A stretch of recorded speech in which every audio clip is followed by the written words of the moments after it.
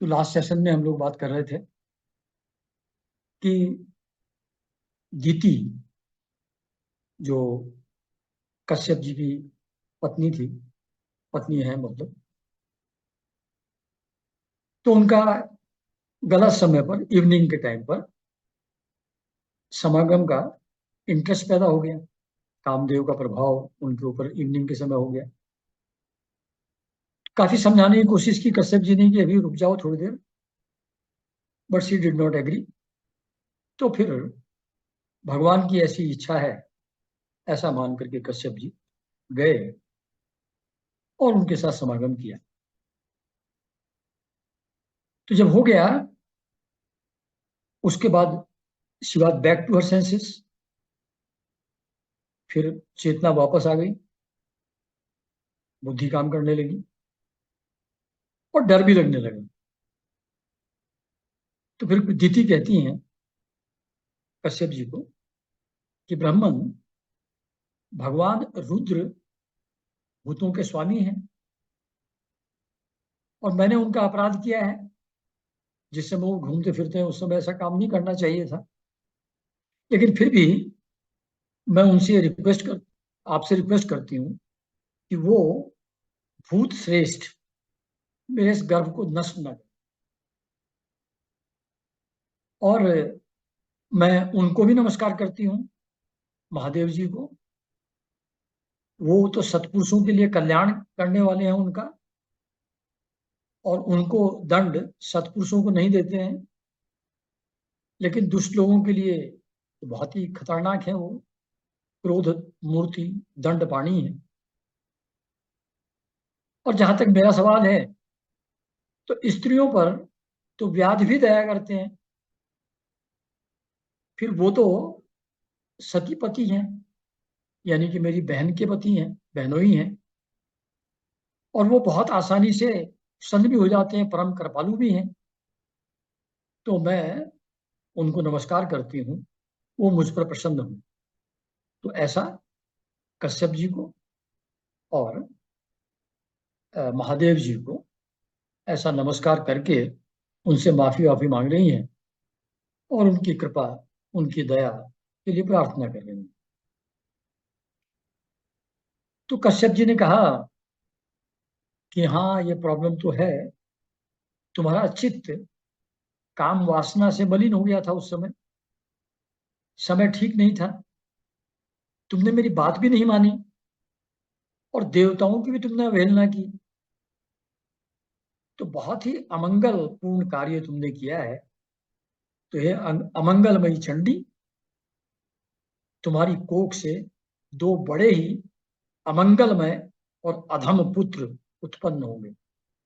बड़े खतरनाक किस्म के दो बच्चे तुम्हारे पैदा होंगे, और वो बार बार संपूर्ण लोक और लोकपालों को अपने अत्याचारों से रुलाएंगे, बार बार रुलाएंगे। मतलब सिर्फ एक ही जन्म में नहीं, कई जन्मों तक रुलाएंगे।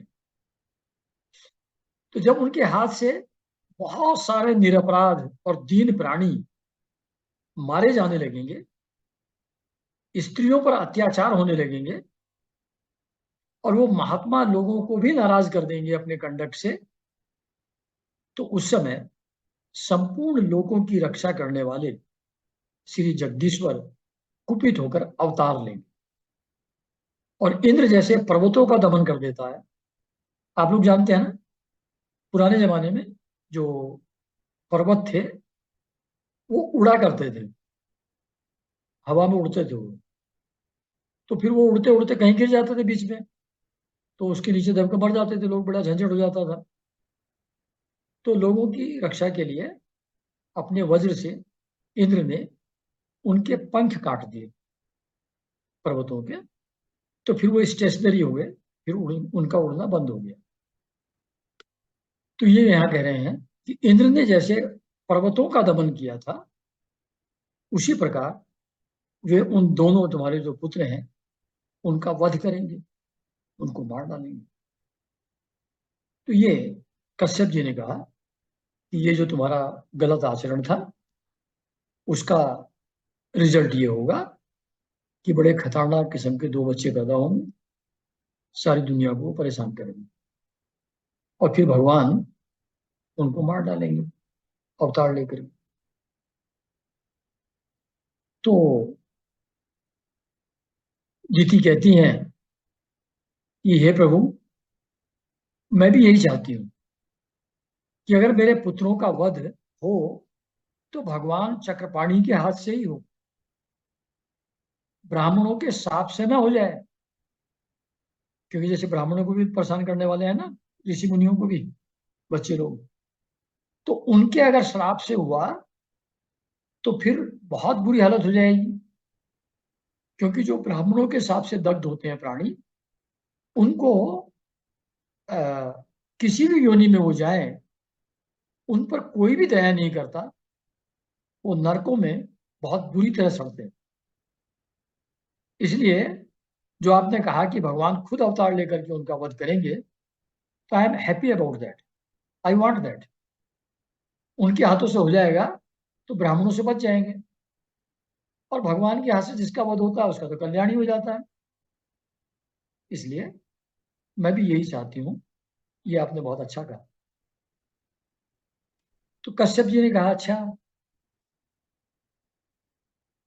तुमको शोक और पश्चाताप भी हो रहा है अपने किए हुए पर,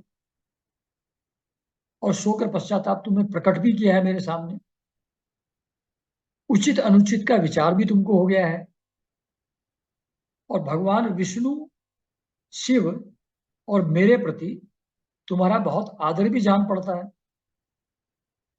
तो क्योंकि इतनी पॉजिटिव क्वालिटी भी है, इन हम सब लोगों की शरणागत भी हो तुम, इसलिए चलो थोड़ा रिलीफ दे देता हूं तुमको। तो फिर कहते हैं कि तुम्हारे जो दो पुत्र होंगे, उनमें से एक के चार पुत्र होंगे, और उन चार पुत्रों में से एक ऐसा होगा, ऐसा भगवत भक्त होगा कि उसका मान, उसका सम्मान सतपुरुष भी करेंगे, और उसके पवित्र यश को भक्तजन भगवान के गुणों के साथ गाएंगे। तो जैसे भगवान के गुण हैं, वैसे ही तुम्हारे बेटे के, एक बेटे के गुण वैसे होंगे। उसको सब लोग बहुत आदर और सम्मान देंगे, और उसके यश का सभी भक्तजन और सभी सत्पुरुष उसका मान करेंगे। तो जिस प्रकार खोटे सोने को बार बार तपाकर शुद्ध किया जाता, उसी प्रकार साधुजन उसके स्वभाव का अनुकरण करने के लिए निर्वैरता आदि उपायों से अपने अंतःकरण को शुद्ध करें। कह रहे हैं कि सोना बार बार तपा करके उसकी मलिनता, उसमें जो भी इम्प्योरिटीज होती हैं, वो दूर की जाती हैं। तो उनके स्वभाव का अनुकरण करने के लिए, मतलब जिसके अंदर मलिनता है, वो तो उसका, वो इतने उच्च श्रेणी का भक्त होंगे, वो जो अ, बेटे का बेटा होगा, कि उसका, उसको फॉलो ऐसे नहीं कर सकते unless you attain a certain degree of purity of mind, purity of heart. जब तक वो नहीं होगा तब तक उसको फॉलो करना पॉसिबल नहीं है। इसलिए जो साधुजन है, जो सीकर्स हैं, जो स्पिरिचुअल क्वेस्ट कर रहे हैं, तो उसका स्वभाव, उसके स्वभाव के अनुकरण करने के लिए वो निर्वैरता आदि उपायों से अपना अंतःकरण शुद्ध करेंगे। मतलब किसी का भी उनके द्वारा हार्म न हो, उनके मन में किसी के प्रति भी निगेटिव इमोशन या फीलिंग ना पैदा हो, ऐसा, ऐसी तपस्या करेंगे लोग, so that they become fit to follow son of your son. तो जिनकी कृपा से उन्हीं का स्वरूप भूत यह जगत आनंदित होता है, वे स्वयं प्रकाश भगवान भी उसकी अनन्य भक्ति से संतुष्ट हो जाएंगे। ऐसा होगा वो नाती, नाती नहीं पोता होगा ना, हाँ पोता, तो ऐसा पोता होगा, ऐसी भक्ति होगी उसके अंदर, पोते के अंदर, कि स्वयं प्रकाश भगवान भी संतुष्ट हो जाएंगे, उसकी भक्ति से प्रसन्न हो जाएंगे।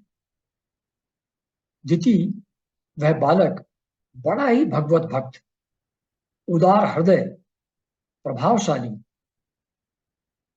और महान पुरुषों का भी पूज्य होगा, और प्रौढ़ भक्ति भाव से विशुद्ध और भावान्वित हुए अंतःकरण में श्री भगवान को स्थापित करके देहाभिमान को त्याग दे। मतलब उसके अंतःकरण में भगवान हमेशा रहेंगे, हमेशा विराजमान रहेंगे। और जहां भगवान रहते हैं वहां अज्ञान नहीं रहता। अज्ञान क्या है? मैं ये देह हूं और इस देह से संबंधित चीजें मेरी हैं, ये अज्ञान है।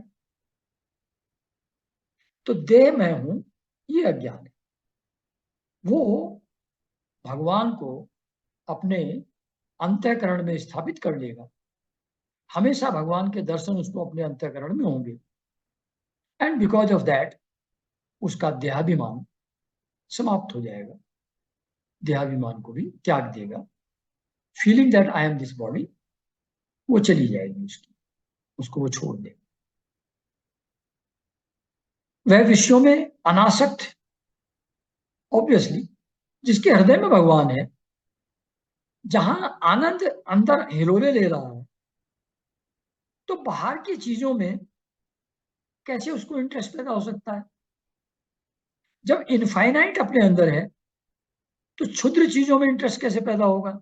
एक्सटर्नल जो नाशवान चीजें हैं, तो वो विषयों में अनासक्त होगा ऑब्वियसली, और शीलवान गुणों का भंडार होगा, दूसरों की समृद्धि में सुख और दुख में दुख मानने वाला होगा, उसका कोई शत्रु न होगा, तथा चंद्रमा जैसे ग्रीष्म ऋतु के ताप को हर लेता है, वैसे ही वह संसार के शोक को शांत करने वाला, ऐसा पोता तुम्हारा होने वाला है,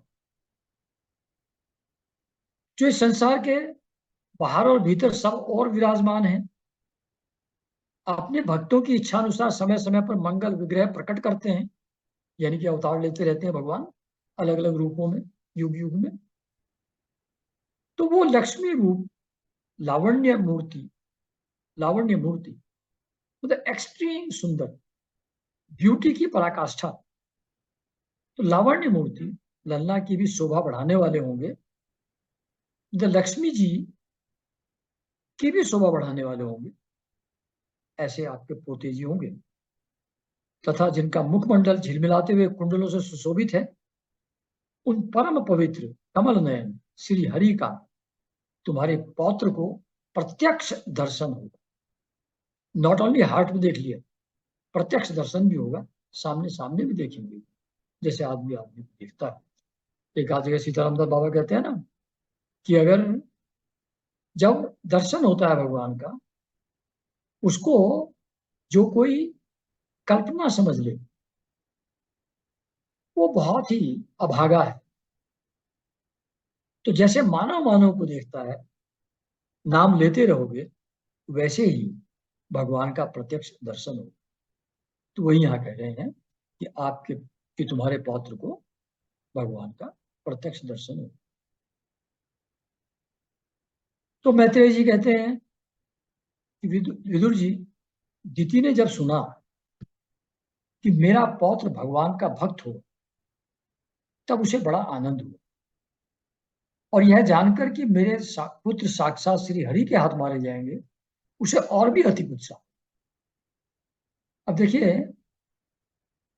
काम गलत करने के बावजूद भी ये पॉजिटिव एस्पेक्ट आ रहे हैं लाइफ में। तो ये क्यों आ रहे हैं? क्योंकि संग किसका है? संगति का भी तो फर्क पड़ेगा।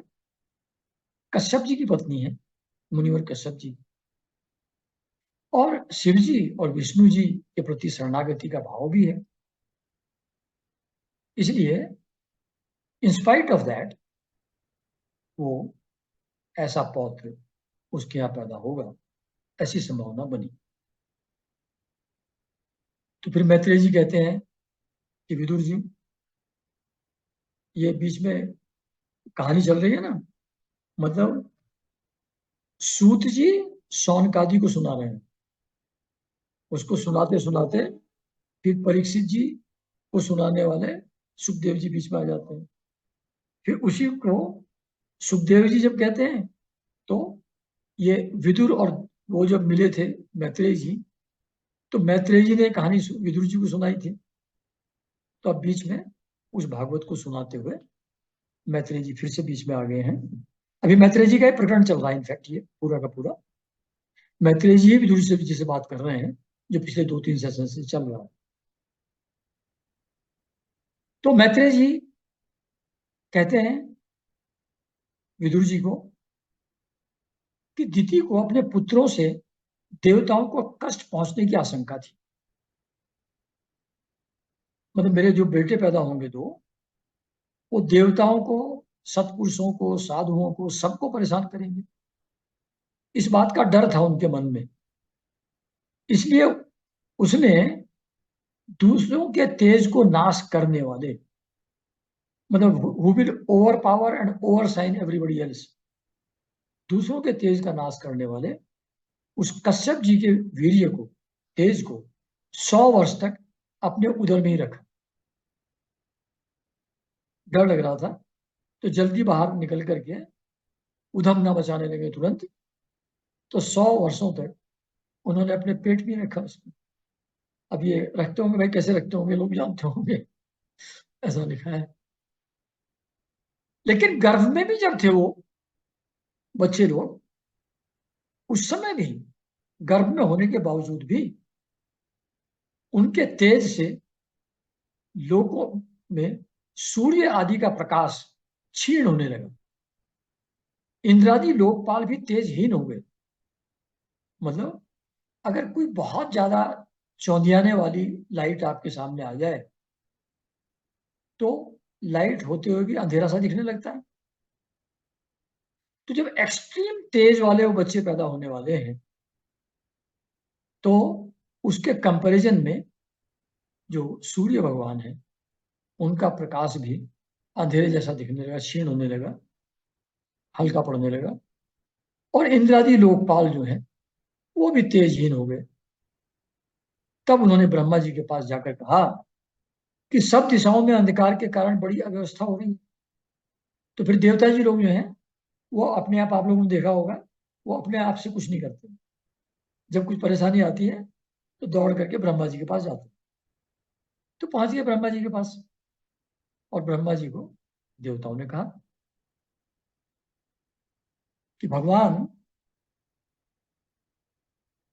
आपकी ज्ञान से, हाँ भगवान काल, मतलब आप तो, समय भी आपके कंट्रोल में है। ऐसा जब बटरिंग करते हैं, तो फिर जरा हायर लेवल पे ले जाते हैं। तो वो ब्रह्मा जी को कह रहे हैं कि भगवान काल,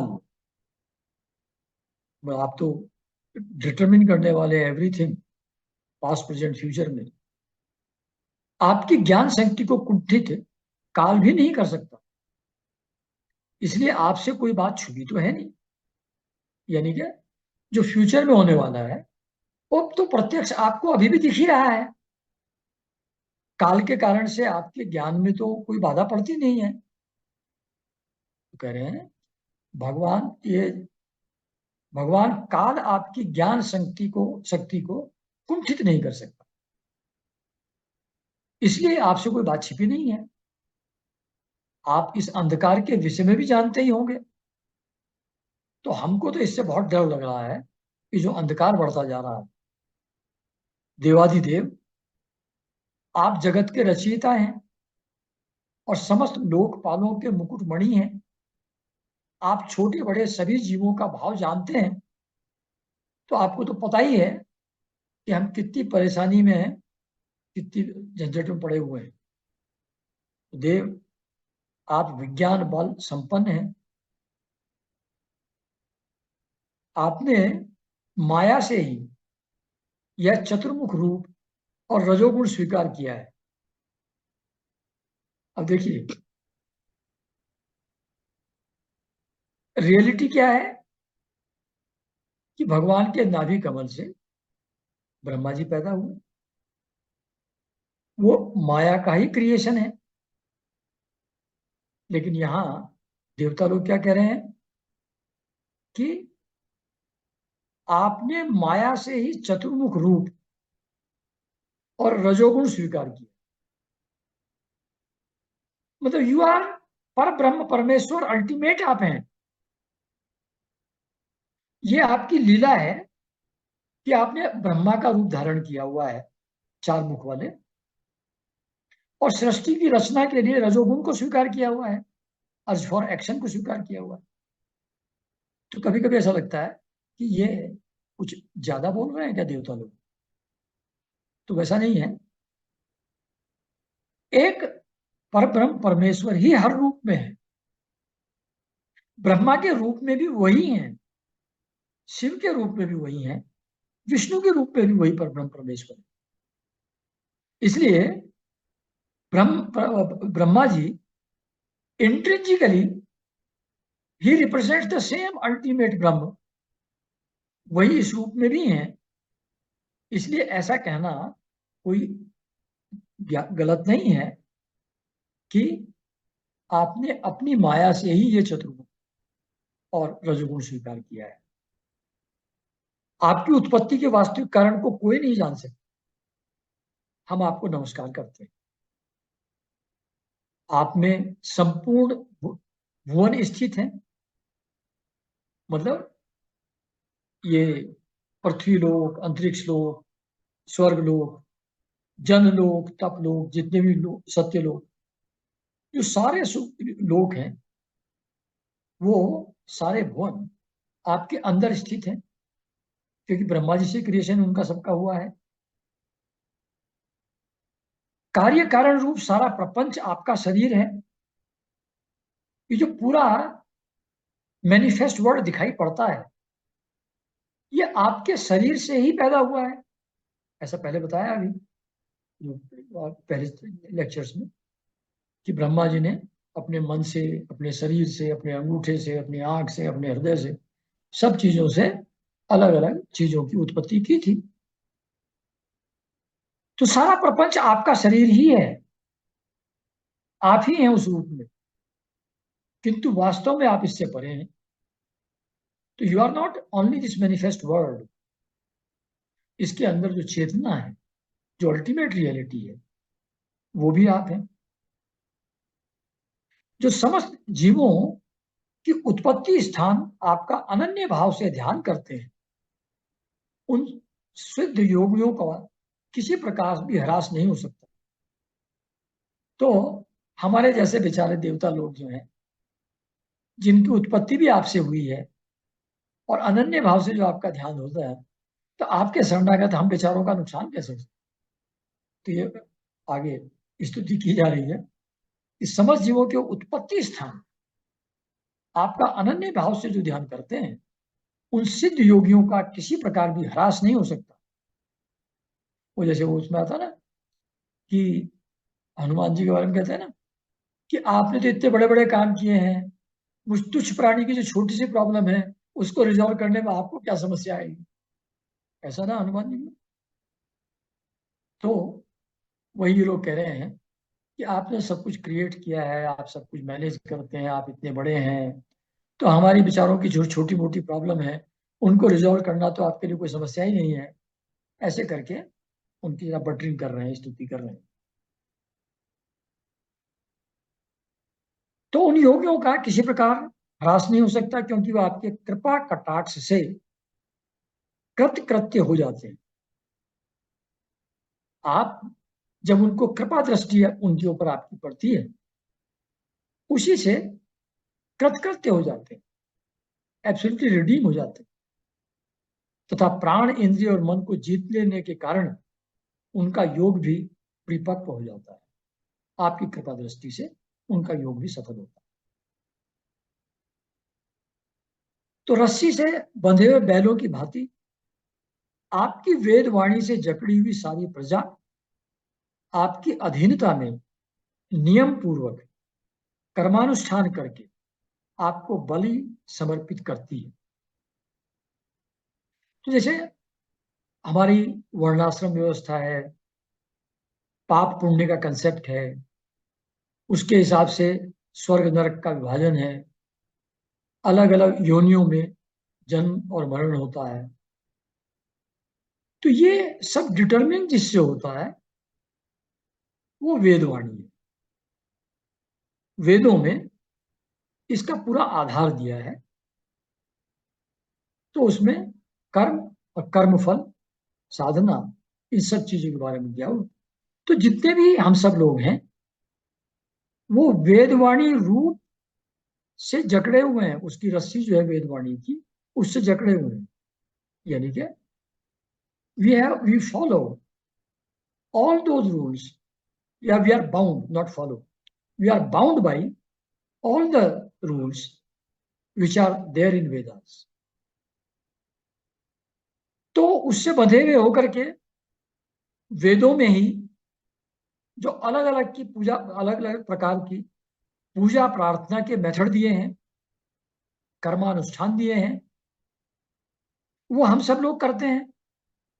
प्रजा पूरी उसी तरीके से पूजा प्रार्थना अलग अलग देवताओं की, भगवान की, सबकी करते हैं और बलि समर्पित करते हैं। यानी कि भोजन, प्रसाद, यज्ञ हवन में आहुति, वो सब बलि है। यानी कि उन लोगों के लिए फूड, उन लोगों के लिए सप्लाई, उनके उपहार हैं, प्रेजेंट्स हैं उनके लिए, बलि समर्पित करती है। तो देखो, इसको दोबारा सुन लो जो बताया, अभी एक्सप्लेन किया था। अब प्रॉपर टेक्स्ट। रस्सी से बंधे हुए बैलों की भांति आपकी वेदवाणी से जकड़ी हुई सारी प्रजा आपकी अधीनता में नियम पूर्वक कर्मानुष्ठान करके आपको बलि समर्पित करती है। आप सबके नियंता मुख्य प्राण हैं। हम आपको नमस्कार करते हैं। फिर कहते हैं भूमन, यानी कि हे प्रभु, इस अंधकार के कारण दिन रात का विभाग अस्पष्ट हो गया है, अनक्लियर हो गया है। इससे लोगों के कर्म लुप्त होते जा रहे हैं, क्योंकि कर्म करने का समय होता है, रात और दिन का विभाग है उसके लिए। और रात और दिन जैसी चीज रह नहीं पा रही है, क्योंकि सूर्य का प्रकाश ही क्षीण हो गया है, सब एक जैसा लग रहा है रात दिन। तो इससे वो कर्म भी लुप्त होते जा रहे हैं, जिससे पूरी प्रजा दुखी हो रही है। उनका कल्याण कीजिए और हम शरणागतों की ओर अपनी कृपा, अपार दया दृष्टि से निहारिए। तो bless us with your gauge, ऐसा ब्रह्मा जी को देवता लोग जाकर के कह रहे हैं। फिर आगे कहते हैं कि देव, आग जिस प्रकार ईंधन में पड़कर बढ़ती रहती है, उसी प्रकार कश्यप जी का वीर्य से स्थापित हुआ यह दिति का गर्भ सारी दिशाओं को अंधकार में करता हुआ क्रम से बढ़ रहा है, बढ़ता जा रहा है। अभी तो अंदर ही है, तभी ये हालत हो गई है। जब बाहर निकलेगी तब क्या होगा? तो हम लोगों को जरा रक्षा कीजिए, हम लोगों को बचाइए। तो मैत्री जी कहते हैं कि महाबाहो विदुर जी, देवताओं की प्रार्थना सुनकर भगवान ब्रह्मा जी हास्य और अपनी मधुर वाणी से उन्हें आनंदित करते हुए कहने लगे हैं। तो नाउ ब्रह्मा जी रेस्पॉन्डेड। उन्होंने कहा कि देवताओं, तुम्हारे पूर्वज मेरे मानस पुत्र सनकादि लोगों की आसक्ति त्याग कर समस्त लोगों में आकाश मार्ग से विचरण करते हैं। अब वो ब्रह्मा जी ये एक्सप्लेन कर रहे हैं कि ये जो अंधकार हो रहा है, ये दिति का गर्भ इतना तेजपूर्ण है, इसका कारण क्या है, इसका बैकग्राउंड क्या है, ऐसा हो क्यों रहा है, उसका पूरा बैकग्राउंड अब ब्रह्मा जी देवताओं को बता रहे हैं। तो कहते हैं सबसे पहली सृष्टि क्या हुई थी, आप लोगों ने सुना था कि 4 मानस पुत्र पैदा हुए थे ब्रह्मा जी के, सनक, सनंदन, सनत कुमार, 4, जो 5 साल के बच्चे जैसे ही हमेशा दिखते हैं, नंग धड़क रहते हैं 5 साल के बच्चे। वो सबके पूर्वज हैं, क्योंकि that was the first creation of Brahma. तो देवता वो कह रहे हैं ब्रह्मा जी कि तुम्हारे पूर्वज मेरे मानस पुत्र सनकादि लोकों की आसक्ति त्याग कर समस्त लोकों में आकाश मार्ग से विचरण करते हैं। तो एक बार ऐसा ही विचरण करते करते वो विष्णु के शुद्ध सत्व में लोकों में जो सबसे ऊपर शिरोभाग पर स्थित है, वो वैकुंठ धाम में जा पहुंचे। मतलब लोकों में जितने लोक हैं, स्वर्ग लोक, पृथ्वी लोक, एक्सेट्रा, जनलोक, तपलोक, उनमें जो अल्टीमेट है, लास्ट है, वो वैकुंठ लोक है। तो ये जो संकादी जो तुम्हारे पूर्वज लोग हैं, देवताओं को कह रहे हैं, तो वो एक बार ऐसे घूमते फिरते रहते तो हर जगह, तो घूमते घामते वहां पहुंच गए वैकुंठ लोक में संकादी ऋषि। तो सब वहां वैकुंठ लोक में जब पहुंचे, तो वैकुंठ लोक में सभी लोग विष्णु रूप होकर रहते हैं। मतलब वहां सब भगवान के पार्षद हैं। तो जैसे मुक्तियां है ना, सालोक्य, सामीप्य, एटसेट्रा, तो सालोक्य जो उसी लोक में चले जाते हैं जहां भगवान है। सामीप्य जो भगवान के पास रहते हैं। तो भगवान के पास रहते हैं, अब भगवान जैसे उनका रूप होता है। तो वही शंख, चक्र, गदा, पद्म, वो चारों चीजें सुसज्जित रहते हैं। और वही जैसे भगवान के वो कुंडल और मुकुट और हार वार जो भी हैं, उनका श्रृंगार वैसा का वैसे ही भगवान जैसे ही रहता है। तो वहां सब विष्णु रूप होकर ही रहते हैं। और ये उन लोगों को ही प्राप्त होता है, वो लोग जो सारी कामनाएं छोड़कर सिर्फ भगवान की शरण में चले जाते हैं और भगवान की शरण की प्राप्ति के लिए अपने धर्म द्वारा उनकी आराधना करते हैं। यानी कि out of complete devotion and शरणागति, भगवान की पूरी भक्ति प्राप्त करके वो सारी वर्ल्डली डिजायर्स को छोड़ करके भगवान के शरणापन्न होकर के वो लोग वैकुंठ लोक पहुंचते हैं। वो भगवान के पार्षद हो जाते हैं और भगवान के स्वरूप जैसे ही उनका स्वरूप होता है। तो ऐसा लोक जहां ये लोग रहते हैं, वहां सनकादि ऋषि लोग पहुंच गए।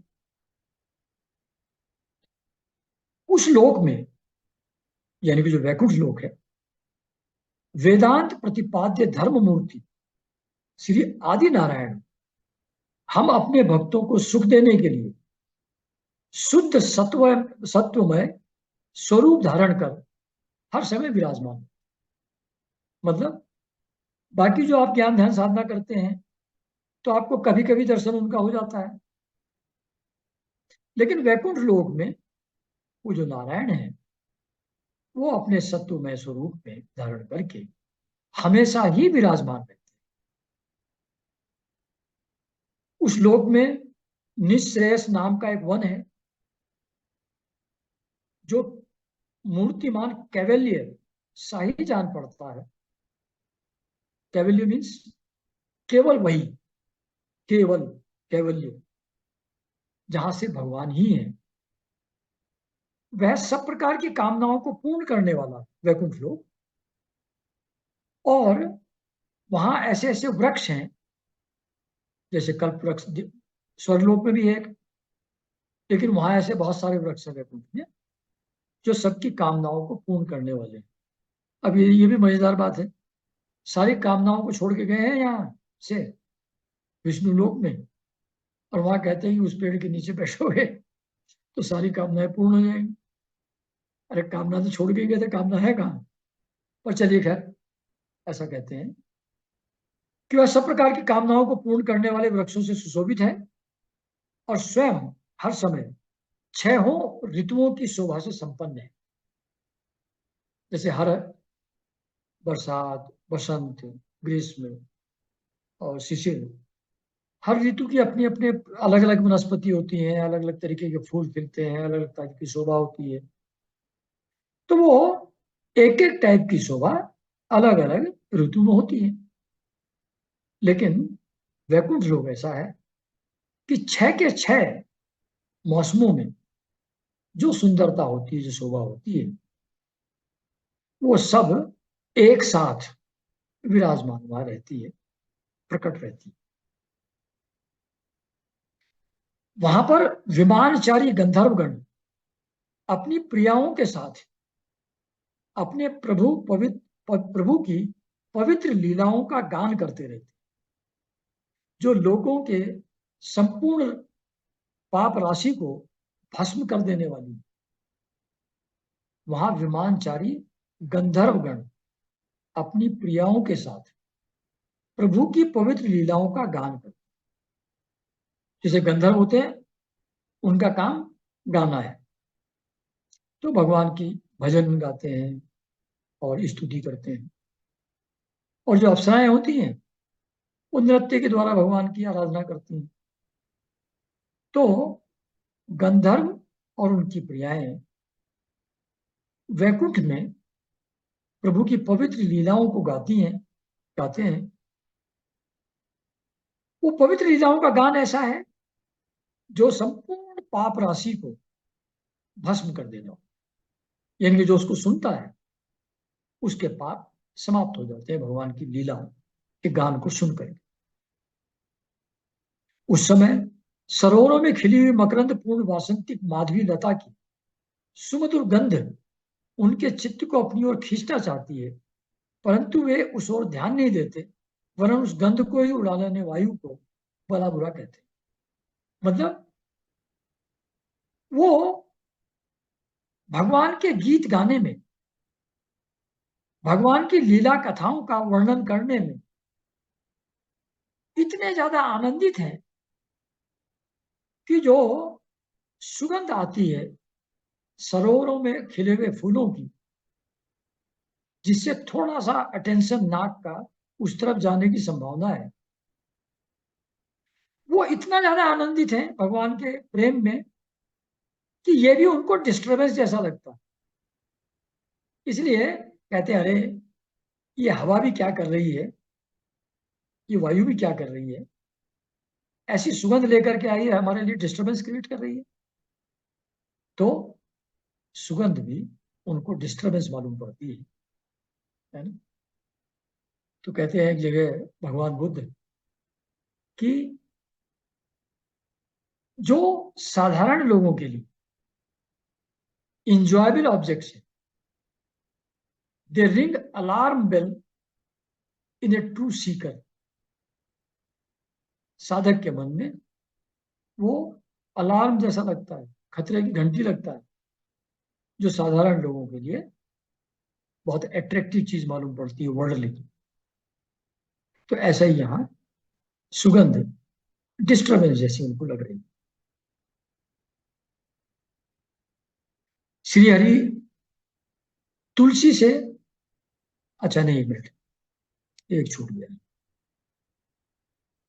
जिस समय भ्रमर राज ऊंचे स्वर से गुंजार करते हुए मानो हरि कथा का गान करते हैं, उस समय थोड़ी देर के लिए कबूतर, कोयल, सारस, चकवे, पपीहे, हंस, तोते, तीतर और मोरों का कोलाहल बंद हो जाता, मानो वे भी उस कीर्तन के आनंद में बेसुध हैं। तो वहां जितने, मतलब भगवान खुद तो है ही, उनके पार्षद लोग भी वही वनमाला पहनते हैं, उसमें भी भौरे गुंजारते हैं। जब भौरों की वो गुंजार होती है, उससे ऐसा प्रतीत होता है कि जैसे वो हरि कथा कह रहे हैं। उस हरि कथा जैसा जो भ्रमर का गुंजार लग रही है, तो उसमें जो दूसरे पक्षी हैं, कबूतर, कोयल, सारस एक्सेट्रा, उनका कोलाहल भी बंद हो जाता है। वो भी अटेंटिव होकर के उस गुंजार को सुनने लगते हैं और उस कीर्तन के आनंद में बेसुध हो जाते। फिर कहते हैं आगे, ये वहां का वर्णन हो रहा है कि वैकुंठ लोक कैसा है। वहां विमानचारी गंधर्व लोग रहते हैं, ऐसी ब्रह्मराज ब्रह्मरी चलती रहती है। श्री हरि तुलसी से अपने श्री विग्रह को सजाते हैं और तुलसी की गंध का ही अधिक आदर करते हैं। यह देखकर वहां मंदार, कुंद, कुर्बक, तिलक वृक्ष, उत्पल यानी कि रात्रि में खिलने वाले कमल, चंपक, अर्ण, पुन्नाग, नागकेसर, बकुल यानी कि मौलसरी, अंबुज यानी कि दिन में खिलने वाला कमल, और पारिजात, ये सारे पुष्प ऐसे हैं जिनके अंदर बहुत प्यारी सुगंध होती है। लेकिन क्योंकि श्री हरि तुलसी से ही अपने श्री विग्रह को सजाते हैं, इसलिए ये सारे सुगंधित जो फूल हैं वो सुगंध युक्त होने के बावजूद तुलसी का ही महत्व ज्यादा मानते हैं, तप ज्यादा मानते हैं। क्योंकि हम लोगों को तो लिफ्ट देते नहीं भगवान, वो तो तुलसी जी को दी हुई है। तो तुलसी को ही अधिक तप मानते हैं ये सब सुगंधित फूल। यानी कि तुलसी की सुगंध को बाकी हर प्रकार की सुगंध से ऊपर रेट कर रहे हैं यहां। तो वैदूर्य वह लोग वैदूर्य मरकत मणि और स्वर्ण के विमानों से भरा हुआ। ये सब किसी कर्म फल से नहीं, बल्कि एकमात्र श्री हरि के पाद पद्मों की वंदना करने से ही प्राप्त होते हैं। तो सोने और मरकत मणि यानी कि पन्ना, उनसे निर्मित हुए हुए विमान वहां भरे हुए हैं उस लोक में। और ये हरि के भक्ति का ही परिणाम से मिलते हैं, किसी कर्म के कारण से नहीं। यानी कि कर्म कांड के द्वारा स्वर्गलोक और बहुत सारी चीजें प्राप्त की जा सकती हैं। कर्म कांड के द्वारा इस लोक में बहुत सारी कामनाएं अपनी पूरी की जा सकती हैं, लेकिन वहां जो इनको मिलता है वैकुंठ धाम में, वो कर्म कांड के कारण से नहीं मिल रहा है, वो सिर्फ भगवान की भक्ति के कारण से मिल रहा है। तो वह लोक वैदुर्य मरकतमणि और स्वर्ण के विमानों से भरा हुआ है। ये सब किसी कर्म फल से नहीं, बल्कि एकमात्र श्री हरि के पाद पद्मों की वंदना से ही प्राप्त होते हैं। इन विमानों पर चढ़े हुए कृष्ण प्राण भगवत भक्तों के चित्तों में बड़े बड़े नितंबों वाली सुमुखी सुंदरियां भी अपनी मंद मुस्कान और मनोहर हास परिहास से काम विकार नहीं उत्पन्न कर सकते। तो वो लोग इतना ज्यादा भगवान की भक्ति से परिपूर्ण होकर के ऐसे आनंद में डूबे हुए हैं कि जिस चीज को सबसे ज्यादा अट्रैक्टिव समझते हैं, बड़े बड़े नितंब वाली और सुमुखी सुंदरियां अपनी मंद मुस्कान और मनोहर हास परिहास से उससे भी उनके अंदर काम विकार पैदा नहीं कर सकते। एक बार वो एक प्रेमानंद जी है ना, जो पीला सा कपड़ा पहन करके भाषण देते हैं। एक बार किसी ने कहा कि मैं जब साधना करता हूं तो ऐसा होता है, ऐसा होता है, मुझे एक्सप्लेन कर रहा था। तो उन्होंने कहा, काम विकार अभी है क्या? काम वासना है अभी? कहते हाँ। कहते फिर कुछ नहीं हुआ। जब तक काम वासना मौजूद है हमारे अंदर, तब तक स्पिरिचुअल इवोल्यूशन नहीं हुआ है। ये मापदंड, ये टेस्ट है। तो यहां वो कह रहे हैं कि वो भक्ति के प्रभाव से उस लेवल पर पहुंचे हुए हैं जहां अंदर अत्यंत सुंदर जो स्त्रियां हैं वो अपनी भाव भंगिमा से किसी भी प्रकार से उनके अंदर सेक्सुअल डिजायर पैदा करने में असमर्थ। आनंद का वो लेवल है वैकुंठ धाम। परम सौंदर्यशालिनी लक्ष्मी जी, जिनकी कृपा प्राप्त करने के लिए देवगण भी यत्नशील रहते हैं, श्री हरि के भवन में चंचलता रूप दोष को त्याग कर रहती है। लक्ष्मी को कहा जाता है चंचल है, करेंसी है ना, एक आदमी से दूसरे पास करेंसी ट्रांसफर होती रहती, तो लक्ष्मी एक जगह ठहरती नहीं, वो चंचल है, एक से दूसरे के पास जाती रहती। ये मेटीरियल वर्ल्ड के धन संपत्ति की बात हो रही है यहाँ, लेकिन that is represented by that Lakshmi जो श्री हरि की सेवा करती हैं, उनकी पत्नी है। तो बाकी जगह तो उनके अंदर चंचलता रहती है, लेकिन भगवान का प्रभाव ऐसा है कि वहां वो भी अपना मेन गुण चंचलता छोड़ करके रहती हैं आराम से, जिसमें अपने चरण कमलों के नुपुरों की झंकार करती हुई वे अपना लीला कमल घुमाती हैं। उस समय उस कनक भवन की स्फटिक मणि की दीवारों में उनका प्रतिबिंब पड़ने से ऐसा जान पड़ता है मानो वे उन्हें बुहार रही, मतलब घूम रही है वो, तो अपना लीला कमल है उसको घुमाती रहती हैं। वो लीला कमल घुमाने का मतलब ये है कि दुनिया में जो चेंजेस होते रहते हैं कंटिन्यूअस माया के कारण से, समय के हिसाब से जो परिवर्तन होता रहता है संसार में, वो उनके लीला कमल का प्रभाव है, उसका मूवमेंट है। तो जब वो लीला कमल लेकर घूमती हैं तो वहां स्फटिक मणि की दीवारें और सब चीजें हैं, तो उसमें उसका जो रिफ्लेक्शन पड़ता है, उसकी जो चमक आती है, और उसमें जो कमल घूमता है, तो ऐसा लगता है कि जैसे लक्ष्मी जी साफ सफाई कर रही हैं, झाड़ू कर रही हैं, डस्टिंग कर रही हैं उन दीवारों की, उन मणियों की, ऐसा जान पड़ता है उस वैकुंठ लोक में। अच्छा जी। तो प्यारे देवताओं, जिस समय दासियों के साथ लक्ष्मी जी अपने क्रीड़ावन में तुलसी दल द्वारा भगवान का पूजन करती हैं, तो वहां के निर्मल जल से भरे हुए सरोवरों में, जिनमें मूंगे के घाट बने हुए हैं, अपना सुंदर अलकावली और उन्नत नासिका से सुशोभित मुखारबिंद देखकर यह भगवान का चुंबन किया हुआ है, यूं जानकर उसे बड़ा सौभाग्यशाली समझते।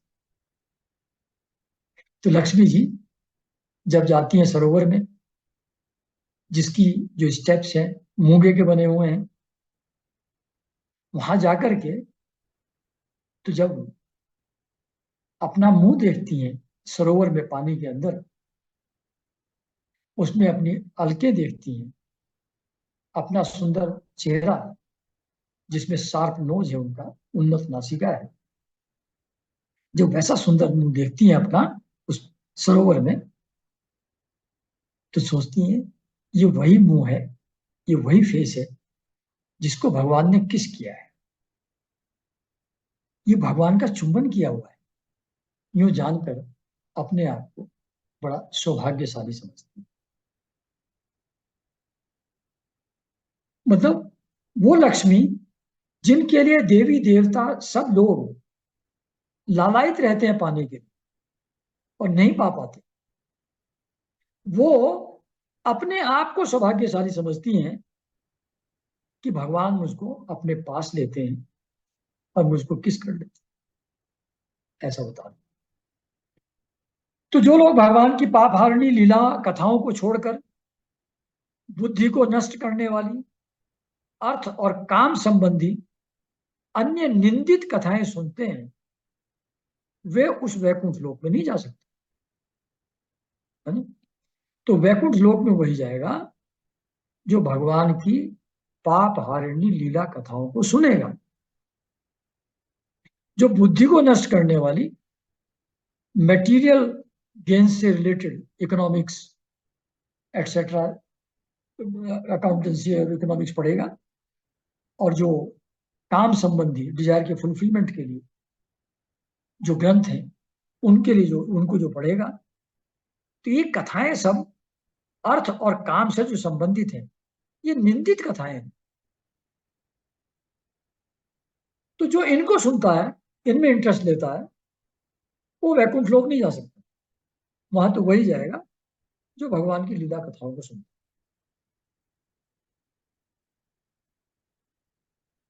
जब ये अभागे लोग इन सारहीन बातों को सोचते हैं, तब ये उनके पुण्यों को नष्ट कर उन्हें आश्रयहीन घोर नरकों में डालते।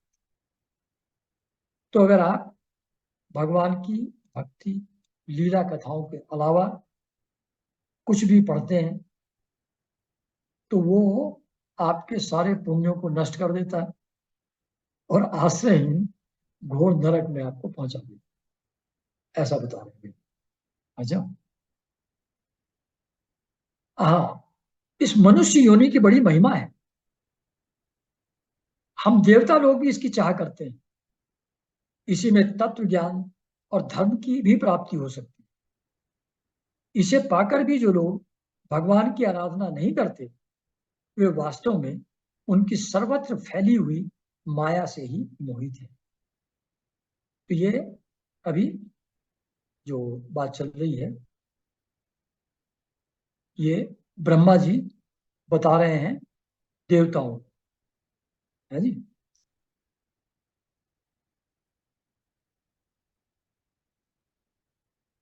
तो देवताओं को कह रहे हैं वो कि जो भगवान की लीला लीला कथा सुनने के बजाय कुछ और सुनते पढ़ते हैं, वो घोर नरक में चले जाते हैं। और ये मनुष्य योनि में ही ये भक्ति की जा सकती है। हम भी चाहते हैं कि देव मनुष्य के रूप में पैदा हो, ऐसा ब्रह्मा जी कह रहे हैं।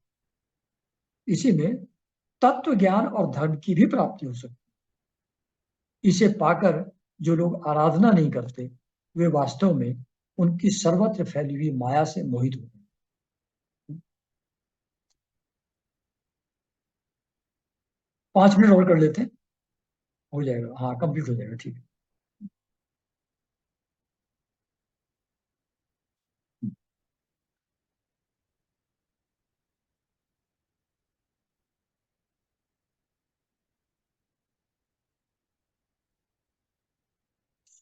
देवादिदेव श्री हरि का निरंतर चिंतन करते रहने के कारण जिनसे यमराज दूर रहते हैं, आपस में प्रभु के सुयश की चर्चा चलने पर अनुराग जन्य विवलता वश जिनके नेत्रों से अविरल अश्रुधारा बहने लगती है, शरीर में रोमांच हो जाता है, और जिनके से शील स्वभाव की हम लोग भी इच्छा करते हैं, ये परम भागवत ही हमारे लोगों से ऊपर उस वैकुंठ धाम को जाते हैं।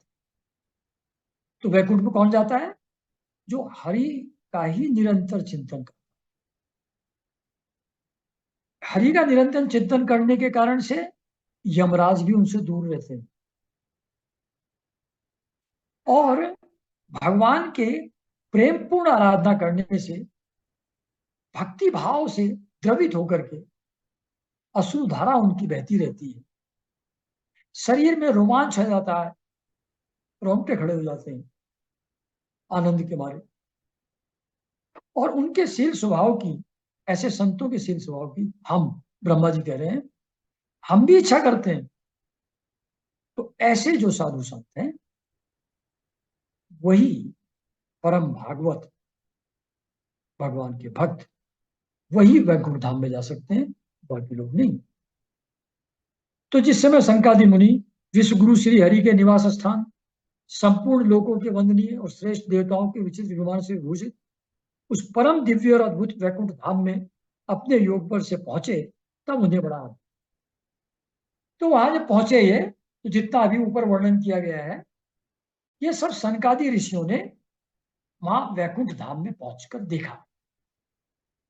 उसको देख करके, उसको महसूस करके सनकादि ऋषियों को बड़ा आनंद हुआ। तो भगवत दर्शन की बहुत उत्कट इच्छा थी उनकी, डायरेक्टली देखने की।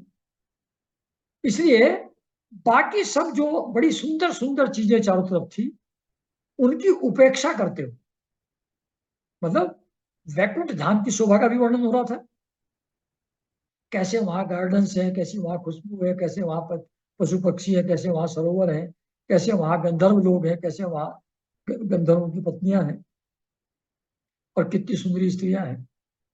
ये सब वहां अट्रैक्शन की चीजें अवेलेबल हैं। लेकिन सनकादि ऋषि को तो भगवान के दर्शन की लालसा है, इसलिए उन सबको उनकी उपेक्षा करते हुए वो 6 ड्योढ़ियां पार करके 7वीं ड्योढ़ी पर जब पहुंचे, अलग अलग गेट थे एक के बाद एक, तो 6 क्रॉस करके 7वें पे पहुंचे, तो वहां 2 समान आयु वाले देव श्रेष्ठ दिखाई पड़े, जो बाजूबंद, कुंडल, किरीट आदि अन्य अमूल्य आभूषणों से अलंकृत थे। मतलब वही भगवान का ही रूप, उसी प्रकार का श्रृंगार उन दोनों का था जैसा भगवान का होता है। तो वो दो 7वीं ड्योढ़ी पर दिखाई पड़े सनकादि ऋषि को। उनकी 4 श्यामल भुजाओं थी, गुंजायमान वनमाला थी उनके गले में। तो भौहों से फड़कते हुए नासिका रंध्र और अरुण नयनों के कारण उनके चेहरे पर कुछ क्षोभ के से चिन्ह दिखाई दे रहे। मतलब ये लोग चले आ रहे थे मस्त, चारों मस्ती से आ रहे हैं, और वो वहां द्वारपाल में बेचारे, उनकी ड्यूटी है। तो जब without bothering about their presence वो ऐसा चलते गए, तो उनके चेहरे पर कुछ क्षोभ के चिन्ह, थोड़ा एक इरिटेशन उनके चेहरे पर लक्षण आए। आंख थोड़े लाल हो गए, और नासिका रंध्र भी जो थोड़ा फड़कने लगे, थोड़ा क्रोधित होने लगे वो लोग। ऐसी मुख मुद्रा से देख रहे थे वो सनकादि ऋषियों को। उनके इस प्रकार देखते रहने पर भी ये मुनिगण उनसे बिना कुछ परमिशन लिए, बिना कुछ पूछताछ किए, जैसे पहली 6 ड्योढ़ी पार कर रहे थे, ऐसे 7वीं में आगे बढ़ते चले गए, घुस गए। क्योंकि उनकी दृष्टि सर्वत्र समान थी, उनके लिए सब एक ही है, सब उसी प्रभु का है। तो वो निशंक होकर के, they did not expect any interference और एनी प्रॉब्लम एनीवेयर। वो तो विचरण बिल्कुल फ्री तरीके से पूरे लोगों में करते रहते थे हमेशा ही। तो बिना रोक टोक सब जगह विचरते थे। तो वहां भी ऐसे बिना रोक टोक जा रहे थे। वे चारों कुमार पूर्ण तत्वज्ञ थे, यानी कि ज्ञान योग से संपन्न थे।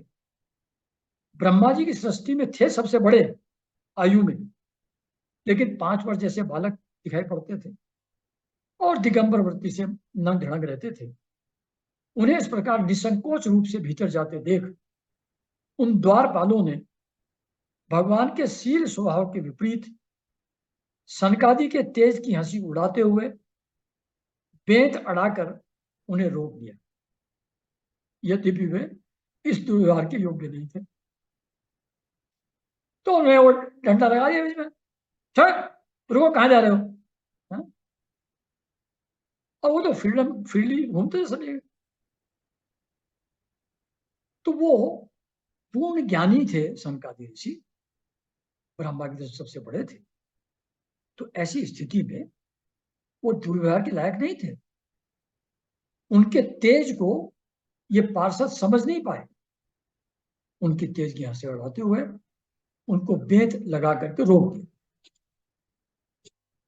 जब उन द्वारपालों ने वैकुंठवासी देवताओं के सामने पूजा के सर्वश्रेष्ठ पात्र उन कुमारों को इस प्रकार रोका, वैकुंठ मतलब वो उस लेवल पर थे जहां वैकुंठ में रहने वाले देवता भी उनकी पूजा करें, उस लेवल पर थे वो सनकादि ऋषि। तो इन द्वारपालों ने वैकुंठवासी देवताओं के सामने पूजा के सर्वश्रेष्ठ पात्र उन कुमारों को इस प्रकार रोका। तब अपने प्रियतम प्रभु के दर्शनों में विघ्न पड़ने के कारण उनके नेत्र सहसा कुछ कुछ क्रोध से लाल हो उठे और वो इस प्रकार करने लगे, है ना। तो यहां पर ये चैप्टर समाप्त हो जाता है, फिर आगे कहानी आगे आएगी नेक्स्ट। तो मतलब ये चैप्टर समाप्त नहीं हुआ है, ये अर्धविराम है, चैप्टर कंटिन्यूड है। तो जब उनको रोक दिया गया तो वो थोड़ा क्रोधित हो गए सनकादि ऋषि, और फिर उन्होंने क्या कहा इन द्वारपालों को और इनकी क्या हालत हुई, वो अगले संडे फिर चर्चा करेंगे उसकी, है जी। तो नमस्कार एवरीबॉडी।